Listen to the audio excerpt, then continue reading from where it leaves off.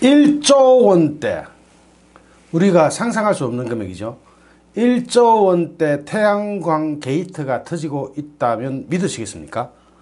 그 게이트의 이름은 아마데우스입니다. 아마데우스 하면 폼나죠. 볼프강 아마데우스 모차르트. 여기서 아마데우스는 신의 사랑을 받는 자 이런 뜻인데요. 어쨌든 아마데우스라는 프로젝트라고 합니다. 여러분, 코끼리가 냉장고에 들어가는 방법을, 아니 코끼리를 냉장고에 넣을 수 있는 방법을 아세요? 저기죠. 요게 냉장고고 요게 코끼리입니다. 이 코끼리를 냉장고에 집어넣는 방법으로 최근 유행하는 유머는 그거라네요. 조 머시기 장관한테 맡기면서 이건 돈이 된다 이러면 막 미치듯이 막 들어간답니다. 코끼리가 어떻게든 코끼리를 냉장고 안에 밀어넣는다고 합니다. 이건 유머고요. 어쨌든 개미가 코끼리를 짊어지고 갈 수 있겠습니까? 말이 안 되는 거죠. 어불성설입니다. 택도 없는 이야기죠. 개미가 어떻게 코끼리를 짊어지고 갑니까? 코끼리가 개미를 짊어지고 갈 수는 있죠. 코끼리 덩어리에 개미 하나 올라타봐야 탔는지 안 탔는지 뭐 알 수도 없고, 코끼리 정도의 체력이 되는 그 어마무시한 힘을 가진 짐승한테 개미 한 마리가 무슨 영향이 있겠습니까만은, 개미가 코끼리를 짊어지고 간다 하면 이건 그 자체로서 말이 안 되는 거죠. 그런데 그런 상황이 발생을 한 겁니다. 개미가 코끼리를 짊어지고 가는 그런 상황. 여기가 태안입니다. 여기가 태안이고, 오늘 이것을 폭로한 의원은 김도읍 의원입니다. 한국당의 김도읍 의원. 어떻게 된 것이냐 하면, 국내 최대 태양광 사업인 충남 안면도 아마데우스 태양광 사업을 규모가 개미만한 조그마한 업체인 민간업체가 수주하는 과정에서 여권 인사들이 개입했다는 의혹이 제기됐습니다. 야당은 이 과정에서 국무총리실과 산업통상자원부, 농림축산식품부, 한국서부발전 등 정부 부처와 공기업이 연루됐다고 주장했습니다. 자유한국당 김도읍 의원은 10일 국회 법제사법위원회의 감사원 국정감사에서 이같이 주장하면서 아마데우스 사업에 대한 감사를 요구했습니다. 야당이 의혹을 제기한 아마데우스 사업은 국내 최대 규모의 육상 태양광 발전 프로젝트입니다. 그런데 주관사, 시행사로 참여한 두 곳의 민간업체가 6천억 원대의 사업비 전액을 지돈 한 푼도 없이, 이런 사업이면 할만하겠습니다. 자기 돈 한 푼도 들이지 않고 사업비 전액을 금융기관에서 대출받거나 공공기관에서 투자를 받아 진행한 것으로 알려졌습니다. 원래 이런 뉴스는 정권 말기에 터져나오는데 정권 중반기에 막 터져나오네요. 지금 이 영상 뒤에 바로 문재인 지지율의 비밀도 알려드리겠습니다. 왜냐하면 같이 봐야 됩니다. 그게 그렇게 되니까 이것이 터져나오는 것일 수도 있거든요.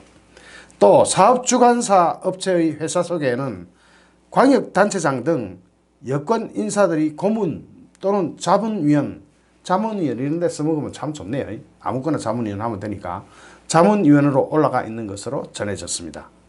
농림축산식품부는 당초 사업 대상지가 초지여서, 이 초지가 뭐냐면은 젖소들이나 방모구들이 풀을 뜯어먹기 위한 일종의 시설입니다. 풀밭이죠.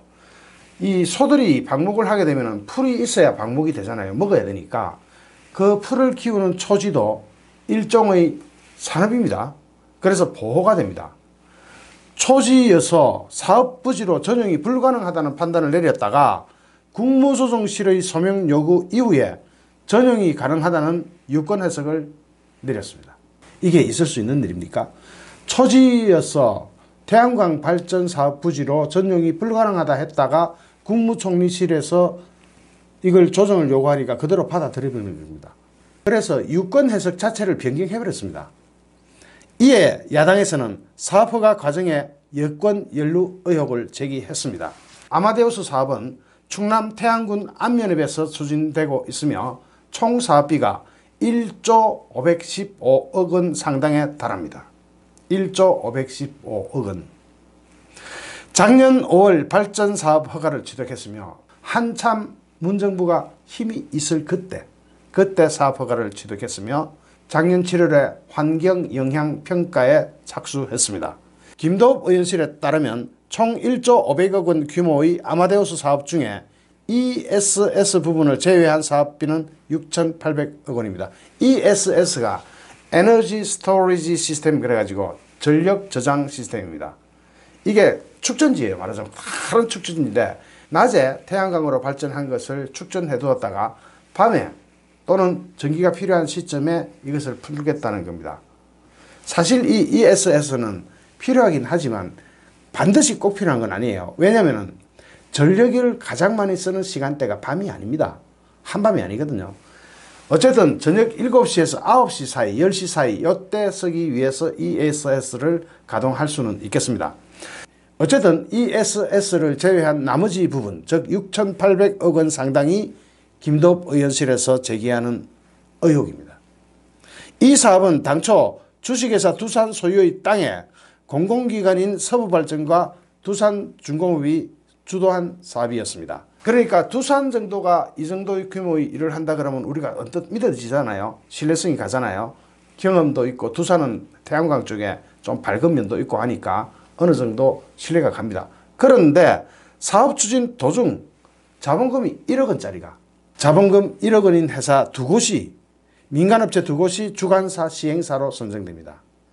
자본금 1억 원짜리 회사에다가 6,800억 원짜리 물량을 준다. 6,800억 원의 사업비 가운데 주관사인 L사가 330억 원, 시행을 맡은 S사가 6,120억 원을 각각 금융기관으로부터 전액 대출을 받을 예정이었습니다. 나머지 350억 원은 운영관리를 맡은 서부발전이 투자하기로 되었습니다. 김도읍 의원은 L사와 S사 자체 자본은 한 푼도 없는 셈이라고 말했습니다. 여기에서 또 사모펀드가 등장합니다. 사모펀드 회사인 L사는 자본금 1억 7천만 원에 2017년 당기 순이익은 25만 원 수준. 이거 웃어서 말이 안 나오네요.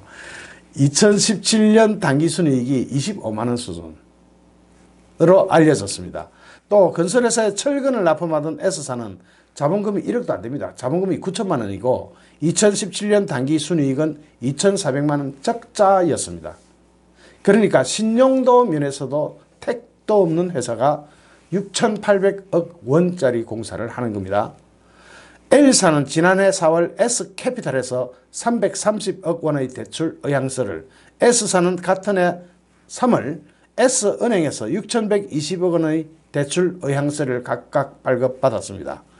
이 사업은 당초 서부발전과 두산중공업이 2017년 11월 공동개발 MOU를 체결한 이후 두산이 토지를 L사에 25년간 임대해주는 방식으로 MOU를 체결했습니다. 김 의원은 당초 공공기관인 서부발전과 두산이 태양광 발전 사업을 의뢰하고 조율을 해가지고 추진 중이었으나 갑자기 L사와 S사가 짠 하고 등장을 한 겁니다. 그렇게 되면서 사업의 주도권이 L사로 넘어간 과정이 불투명하다, 이렇게 주장했습니다. 김도읍 의원은 또 사업 부지는 초지가 대부분이라서 태양광 발전 사업이 어려웠음에도 불구하고 정부가 용도 전용을 허가해줬다고 주장을 했습니다. 김도읍 의원은 2018년 5월 발전허가 취득 당시 사업 부지는 초지가 대부분이었고 당시 초지에는 태양광 발전 시설 사업이 불가능한 상태였다면서 발전사업 허가 당시 태양군은 산업통상자원부 전기위원회에 태양광 발전 사업에 대한 부정적인 의견을 제출했음에도 전기위는 허가를 해버렸다고 했습니다. 지자체가 사업에 반대했다는 겁니다. 이어 이후 이 사업은 중요 산업시설로 분류되면서 초지를 사업부지로 전용하는 것이 가능해졌다고 합니다. 이 과정에서 국무조정실이 적극적으로 개입을 했다, 이렇게 주장을 했습니다. 김도읍 의원은 농식품부가 사업부지에 대해 초지 전용이 가능하다고 유권 해석을 바꾼 과정이 의문이라고 했습니다. 농식품부는 2017년 3월 강원도가 초지에 태양광 사업이 가능한지를 묻자 유권 해석을 내리면서 초지 훼손이 예상되는 태양광 발전 시설은 초지 전용이 불가능하다고 답변을 했던 기록이 있습니다. 그러니까 강원도가 물어볼 때는 안 돼, 초지는 초지로 써야지 태양광 발전 사업 안 돼 했다가 이쪽에서 콜 하니까 예스 하고 이게 말이 됩니까 이게? 그러나 S사가 지난해 7월 24일 초지를 사업부지로 전용하게 해달라고 건의한 이후에 나온 농식품부의 초지 태양광 사업 여부에 대한 유권 해석은 사업 수행이 가능하다는 취지로 바뀌었다는 겁니다. 농식품부는 당초 작년 8월 안면도 사업의 초지 전용 건의를 수용하지 않기로 하고 업체에 통보를 했다고 합니다. 김도읍 의원은 이후 국무조정실이 농식품부의 업체 측의 전용 건의를 수용하지 않는 데 대한 소명을 요구했고 국무조정실이 그해 9월 3일 직접 태안군 안면업사무소와 사업부지를 방문하기도 했다고 합니다. 야, 국무조정실에서 업사무소에 가가지고 사업부지를 방문하기도 했다고 하네요. 대단합니다. 이후 농식품부는 그해 10월 S사에게 중요산업시설의 경우에는 초지 전용이 가능하다고 통보했다는 겁니다. 이게 중요산업시설이기 때문에 초지 전용이 가능하다.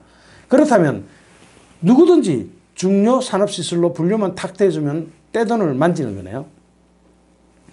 이에 대해 김도읍 의원은 산업부가 태양광 발전 사업을 중요산업시설로 해석한 사례는 이번이 최초라면서 L사도 산업부, 농식품부, S사가 초지 전용과 관련해 수차례 협의를 진행했다고 밝혔다고 전했습니다.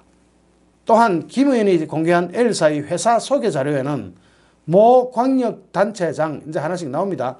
A씨가 고문으로 모 공단 이사장 B씨와 정부기관 심의위원 C씨 등이 자문위원으로 등록됐다. 이와 관련해서 A시장 측은 L사와 전혀 무관하다고 했다. 고문으로 등록되고 자문위원으로 등록되고 했으면서 무관하다. 이게 말이 됩니까? A시장 측 관계자는 시장은 L사를 전혀 알지 못하며 자신이 고문으로 되어 있다는 사실도 몰랐다고 했다.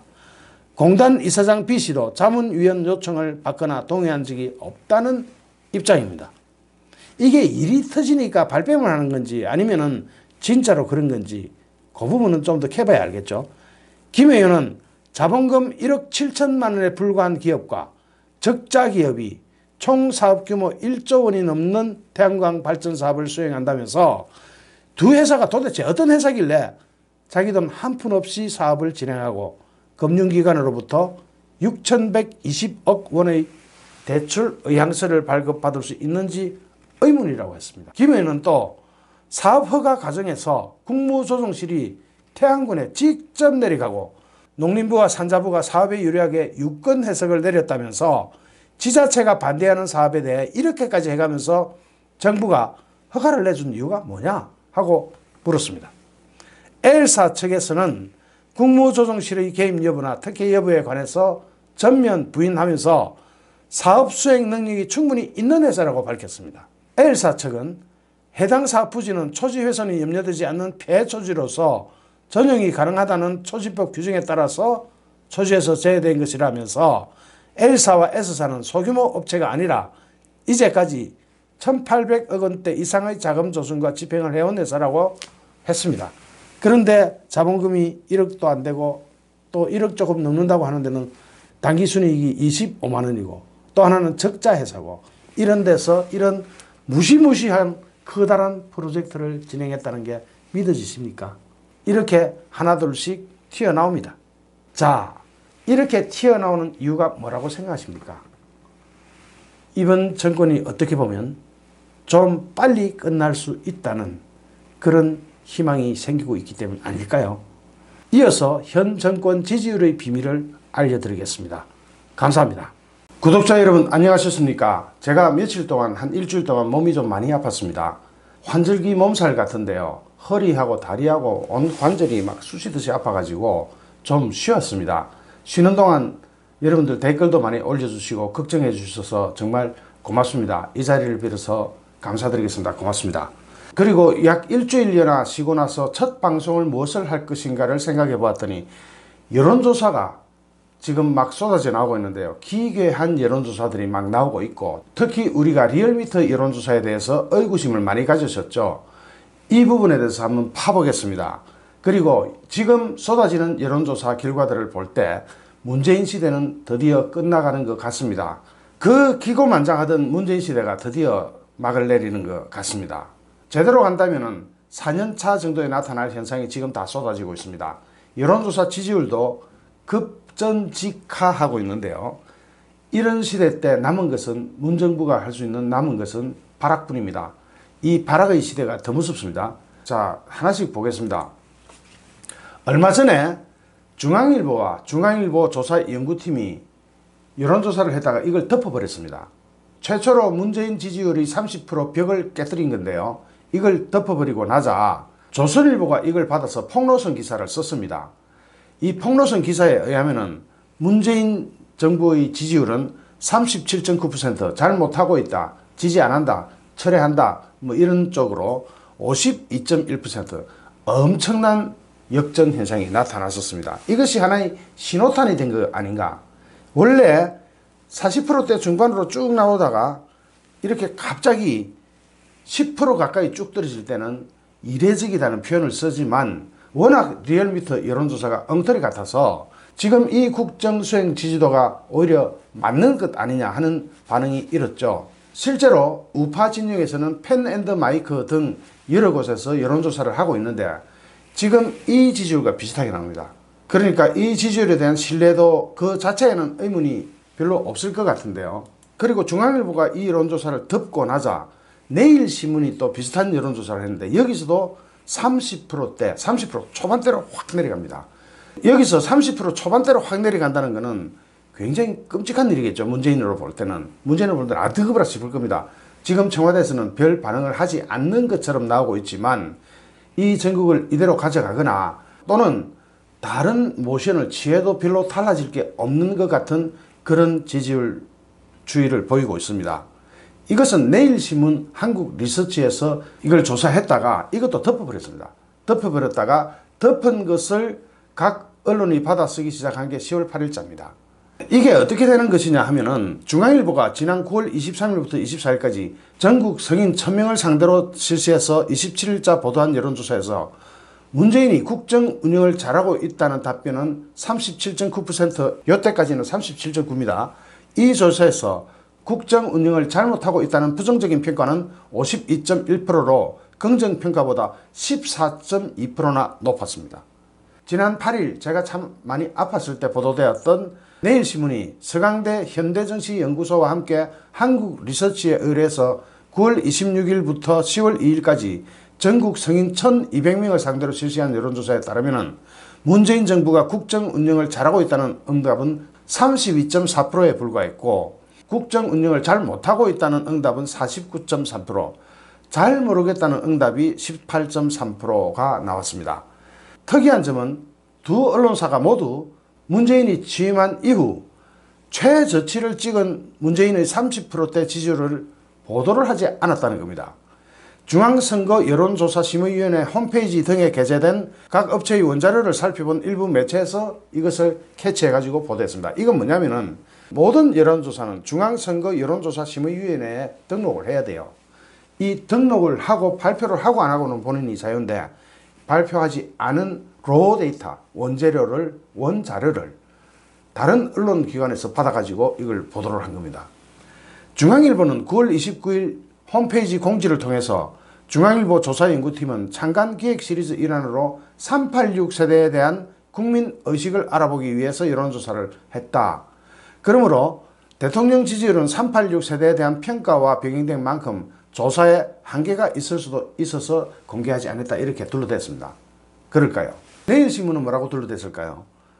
내일신문은 홈페이지에 10월 8일 잘 모름이라는 항목이 없는 국정조사의 비밀이라는 제목의 글을 통해서 취임 이후 최저라는 보고도는 왜곡되었다. 자기네들 해놓고 자기네들이 왜곡됐대요. 왜곡되었다. 조사 문항 설계와 조사 내용이 다른 조사와 달라 수치를 단순 비교할 수 없기 때문이다. 뭐 이런 식으로 둘러댔습니다. 자기네들도 깜짝 놀란 거죠. 이게 내일신문 보도입니다. 다시 한번 보겠습니다. 32.4%대 그리고 49. 약 50%, 50%와 32.4%. 이거는 물러나라는 이야기랑 같습니다. 그리고 잘 모름 무응답 이쪽이 18.3%로 집계되는데 이거는 평상시 리얼미터 조사처럼 했다면은 이게 열로 엎어져 가지고 마치 국정수행 지지도가 아직도 40%대에 있는 것처럼 둔갑할 수 있는, 여우처럼 둔갑을 해버릴 수 있는 수치가 잘 모르겠다로 지금 나와 있는데, 이 잘 모르겠다 항목을 넣을 때와 넣지 않을 때가 여론조사 수치가 확 달라집니다.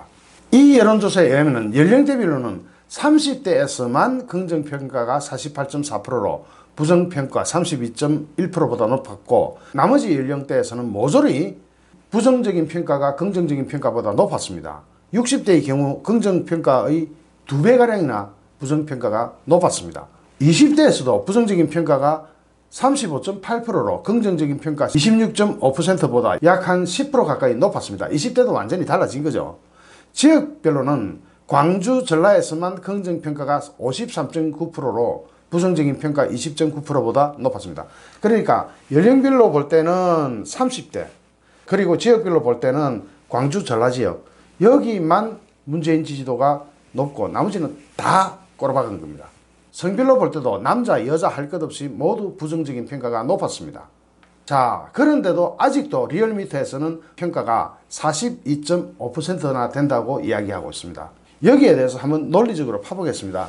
42.5% 나올 때 중앙일보는 37.9%, 내일신문은 32.4%, 약 10% 정도의 갭이 있다고 보면은 맞을 것 같은데요. 왜 리얼미터의 긍정적인 평가 수치가 이렇게 높을까요? 10% 가까이나 높을까요? 흔히 이야기하는 ARS 때문일 것이다. 저도 그렇게 평가합니다만은 ARS가 응답률은 낮고 정확도는 좀 떨어지는 그런 단점이 있습니다. 특히 중도층에서는 하락세가 뚜렷합니다. 이거는 제가 전에 한번 보고 드린 바와 같습니다. 중도층의 민주당 지지율은 30.9%로 4.3%나 내려갔고, 한국당 지지율 32.2%보다 처음으로 뒤졌습니다. 이게 뭐냐? 중도층만을 놓고 볼 때 한국당의 지지율이 오히려 민주당보다 높아졌다는 겁니다. 트렌드를 보거든요. 여론조사는 항상 트렌드를 보게 됩니다. 트렌드가 그렇게 중요합니다. 오차범위 내기는 하지만 문재인 정부 집권 이후 중도층에서 한국당이 민주당을 앞지른 것은 이번이 처음입니다. 최초로 나타나는 수치들이 이렇게 많습니다. 여기에 이 기사의 댓글에 재밌는 게 하나 있어서 가져왔습니다. 아직도 42%나 지지한다고? 조작 미터의 여론 주작질로 마지막 발악을 하는구만.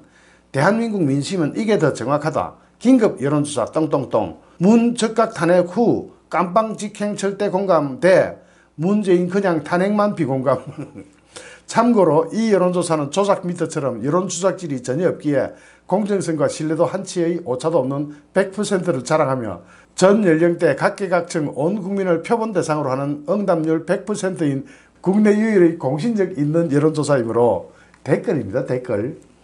소중한 한 표 주저없이 눌러주십시오. 이게 진심 지금 이 시각 현재의 대한민국 현장 밑바닥 여론입니다. 그리고 웃음 표시 딱딱 해놨습니다. 여기에 의하면은 35대 1로 문재인을 지지하는 것은 한 표, 문재인을 지지하지 않는다가 35표가 나왔습니다. 이건 댓글이니까 한번 웃으시라고 제가 그냥 가져왔습니다. 왜 리얼미터가 부정확할 수밖에 없느냐? 그리고 부정확했던 기록은 뭐가 있느냐?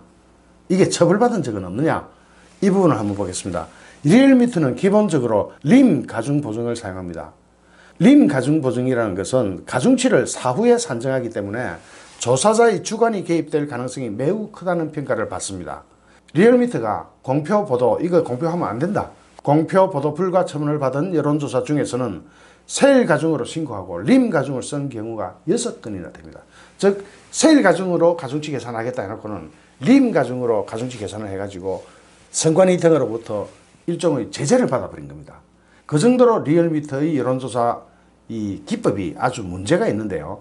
조작 미터다 이럴 게 아니고 이론을 조금 아셔야 이게 대화에서 어느 정도 말빨이 먹힙니다. 그냥 조작 미터다 이러시면 안 돼요. 셀 가공 기법으로 여론조사 했다가 림 가공 기법으로 살짝 바꿔가지고 수치 발표하려다가 6건이나 처벌받았다. 이렇게 주변에 전파해 주셔야 합니다. 그래야 리얼미터가 얼마나 엉터리인지를 국민한테 홍보하게 되는 셈입니다. 반면에 칸타코리아, 한국리서치, 한국갤럽은 중앙선관위에서 기본으로 사용하는 셀 가중 보증을 사용합니다. 리얼미터가 왜 셀 가중 놔두고 림 가공을 사용할까요?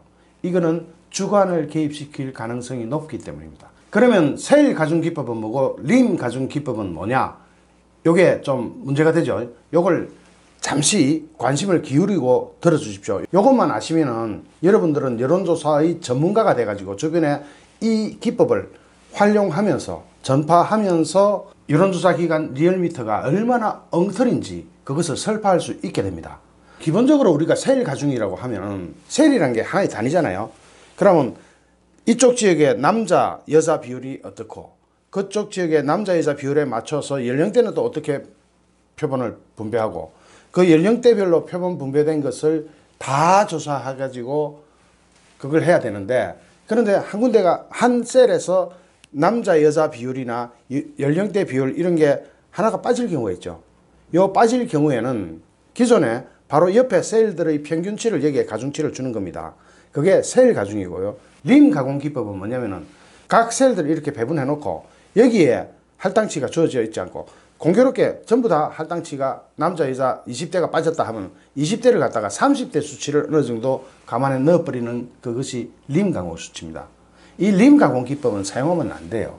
원래 여론조사 기관에서는 림 가공보다는 셀 가공을 하는 게 원칙적으로 지켜집니다. 그러나 우리나라 선관위에서는 셀 가공 기법과 림 가공 기법을 두 개 다 허용하고 있거든요. 그러다 보니까 운영자의, 즉 표본을 조사하는 사람의 주관이 사글이 많이 개입될 수 있는 그런 림 가공 수치를 리얼미터가 사용하는 겁니다. 그러니까 표본이 빠졌다 하면은 그 표본을 찾을 때까지 계속 전화를 해야 되는 데는 돈이 많이 든다, 시간도 많이 걸리고 하니까 림 가공 해가지고 다 빠졌다 하더라도 거기에 다른 표본을 여기에 적당히 산입해서 맞춰내겠다 하는 게 림 가공입니다. 그러니까 조작질이죠, 한마디로.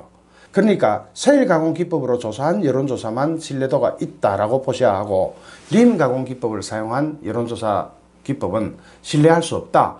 뭐 아주 신뢰할 수 없다는 아니지만 주관이 많이 개입될 수 있다는 단점이 있다. 이 정도만 아셔도 여러분들께서 주변에 이것을 전파하는데 굉장히 큰 효과를 발휘하고 또 전파력도 신뢰도를 가질 겁니다. 여기에 대해서 공직선거법에는 세일 가중이나 림 가공 둘 중에 하나만 선택하고 둘을 혼합해서 사용할 수는 없게 되어 있습니다. 원래 혼합하면 안 됩니다. 그런데 리얼미터에서는 혼합해서 마구잡이로 짬뽕하다가 6건이나 걸렸습니다. 그래가지고 여론조사 결과를 발표조차 못했습니다. 이런 쪽팔리는 일이 어딨습니까? 그래서 리얼미터를 조작미터라고 할 수가 있는 겁니다. 방금 말씀드린 기법이 잘 이해가 안 되신다면 이 테이프 다시 돌려가지고 그 부분을 쭉 다시 한번 보시면서 얼마나 엉터리인지 그것을 한번 다시 한번 파악해 보시기 바랍니다. 심지어는 이택수 리얼미터 대표가 CBS 라디오 김현정의 뉴스쇼에 출연해가지고 중앙일보 조사에서는 보통이라는 척도가 있다.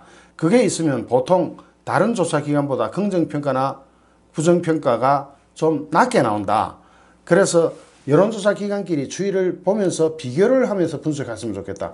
이 말은 뭡니까? 즉 자기네들 여론조사 결과를 자기네들도 신뢰하지 않는다는 이야기 아니겠습니까? 저는 그렇게 들리는데요. 여기에 대해서 또 음모가 숨어있을 수 있습니다.